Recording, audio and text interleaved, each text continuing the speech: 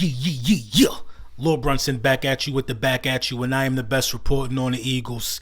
Listen, before we get into the meat and potatoes, man, we got a couple announcements, man.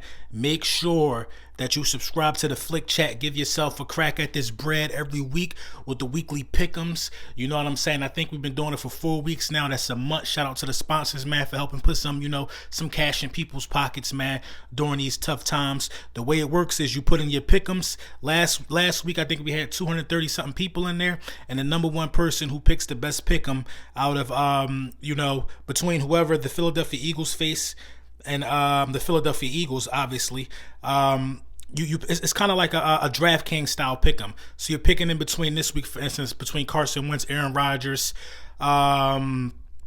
a lot of the skill players, you know what I mean? All of the skill players, just to see, who comes up with the best overall score, and that person wins the cash prize next week. It'll be Cash App or PayPal directly from myself to the winner, and that way, man. And shout out to everybody for grabbing the merch, and just shout out for everybody, staying down. We got a tough road ahead of us. It's still very winnable, but it's been tough. It's been tough, man. Listen. Shout out to Miss Mindy Rodgers, man. You know what I'm saying? Mother of Richard Rodgers, tight end for the Philadelphia Eagles. You know what I mean? She sent me a message that really just, it touched me, man. Messages like this keep me going, lets me know that I'm going in the right direction, and it's just an overall win for all the YouTubers out there. You know what I'm saying? We've been dealing with some things with like a Giants beat writer or sports analyst or whatever you want to call him. He was criticizing Giants YouTubers and stealing his information. When I know a lot of these Giants YouTubers, like Fisk, like Bad Dog, Cop Pizzle, these dudes go off the top of their head, and these dudes do what they do to the best of their ability.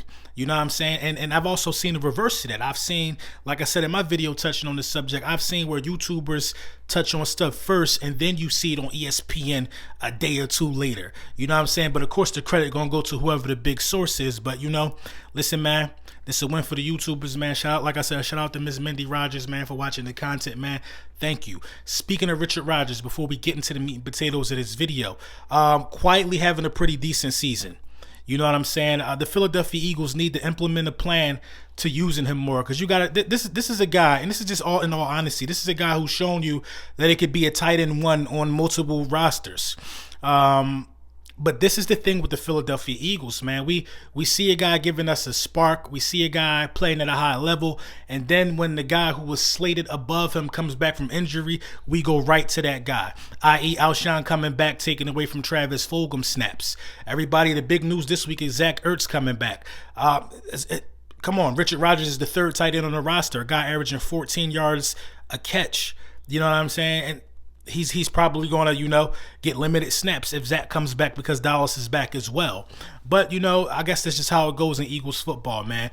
I'm one of those guys who believe in the hot man need to stay on the field. Whoever produced it need to stay on the field. It was downright criminal to take snaps away from Travis Fulgham. I mean, dude was slated to have 1,100 receiving yards. He was on an absolute tear, and you take snaps away from him. I don't get it. Will Parks. So Will Parks, we know earlier in the week Will Parks was, released, and Will Parks came out with a message right after he was released. You know what I mean? And I think it's the common theme that everybody's going to run to this, because it seems to sit well with most of the media. Everybody is saying it's not 2017, it's 2020. That was Will Parks' message to the NFL. It's not 2017, it's 2020. Direct shout out to Philadelphia Eagles. You can't take nothing away from that. Basically, Will Parks is saying, and this is a guy who was on the inside, is saying that we're living in the past. We need to, do things differently. We need to catch up with the times. It's a shame how 3-4 years ago can seem like decades with the debacle that we're dealing with in the culture of the Philadelphia Eagles. But, I'm optimistic of better days ahead for this franchise and better days ahead for this team. One weird change, well, not really weird, one could be the demise of us for the rest of the season, is that Doug Peterson is going to give some of these play calling duties to Press Taylor, from what I'm hearing. I think Press Taylor might have called some plays in the past. Press Taylor just hasn't been a good fit in the front office, period, for us. So do I really trust him calling plays? No. I'm confused as to why Duce Staley hasn't gotten that call or gotten that respect yet. Duce Staley arguably has coached the best group on the offensive side of the ball since Carson Wentz got there. Arguably. Ryan Matthews, I think, in 2016, I believe he had 900 rushing yards. I believe so. I got to check on that. In 2017, we had the number one rushing attack. 2018, we saw the emergence of Miles Sanders. Miles Sanders started off shaky. No, Miles Sanders wasn't there 2018.